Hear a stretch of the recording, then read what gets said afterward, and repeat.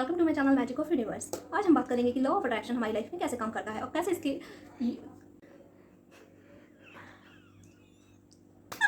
मजा आ रहा है लोगों। Welcome to my channel magic of universe. आज हम बात करेंगे कि लॉ ऑफ अट्रैक्शन हमारी लाइफ में कैसे काम करता है और किस तरीके से लॉ ऑफ अट्रैक्शन को फॉलो करके हम अपने डिज़ायर्स एंड विशेस को पूरा कर सकते हैं। तो आइए जानते हैं।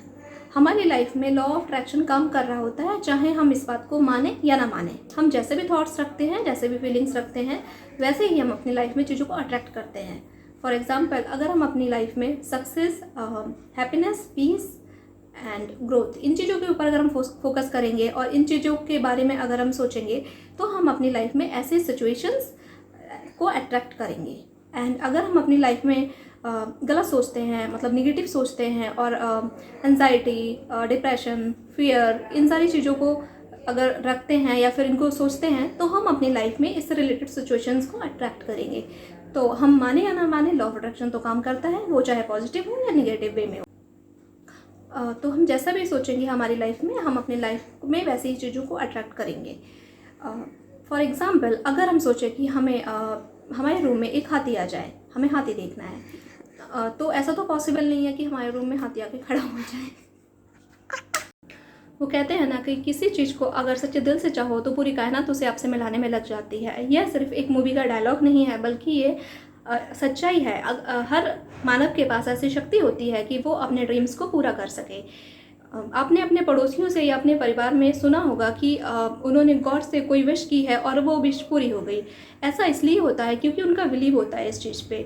अगर आप सिर्फ गॉड को आजमाने के लिए बोलें कि मैंने ये विश की है और मेरी ये पूरी मतलब हो रही है या नहीं होगी, तो वो विश आपकी बिल्कुल भी पूरी नहीं होगी। अगर आप बिलीव करेंगे तभी वो चीज़ होगी। तो ठीक, तो आइए जानते हैं कौन से वो स्टेप्स हैं जिनको फॉलो करके आप अपने ड्रीम्स को पूरा कर सकते हैं। Number 1, ask, and second, believe, third, receive. सबसे पहले आपको ये डिसाइड करना होगा कि आप अपने लाइफ में क्या क्या चाहते हैं। उसके लिए आपको बिल्कुल क्लियर रहना पड़ेगा कि कौन सी चीज़ें आपको चाहिए। जो भी चीज़ें आपकी, जो भी डिज़ायर है, जो भी विशेस हैं, उनको आप एक डायरी पे लिख लीजिए। एंड अगर आप चाहें तो उनके इमेजेस भी आप दीवार पे लगा सकते हैं। और बिलीव में आपको उस पर बिलीव करना होगा कि जो भी आपने डिज़ायर्स लिखे हैं या जो भी आपके विशेस हैं, वो आपके पास पहले से हैं। मतलब वो आपके विशेस पूरे हो चुके हैं, अब वो लाइफ जी रहे हैं। ऐसा आप बिलीव करेंगे तो आपकी फ्रीक्वेंसी मैच करेगी। सेम फ्रीक्वेंसी होना बहुत ज़रूरी है।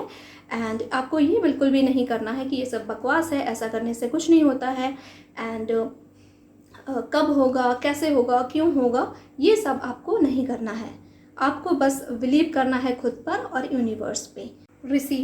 रिसीव में आपको वैसे ही बिहेव करना है कि जैसे वो चीज़ ऑलरेडी आपके पास है, आप वो लाइफ जी रहे हैं। एंड उसमें आपका खुश रहना बहुत ज़रूरी है इस स्टेप में। अगर आप खुश रहेंगे तो आप सेम फ्रिक्वेंसी को मैच करेंगे और उस चीज़ के रियल होने के चांसेस और भी ज़्यादा हो जाएंगे।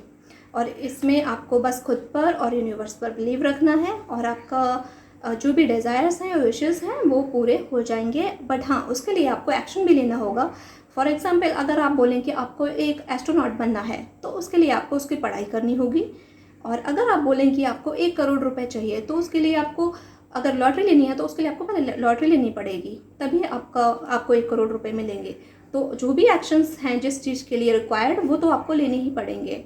एंड इस तरह से इन आस्क, बिलीव एंड रिसीव में इन तीनों स्टेप्स को आप फॉलो करके अपने सारे विशेस एंड ड्रीम को पूरा कर सकते हैं।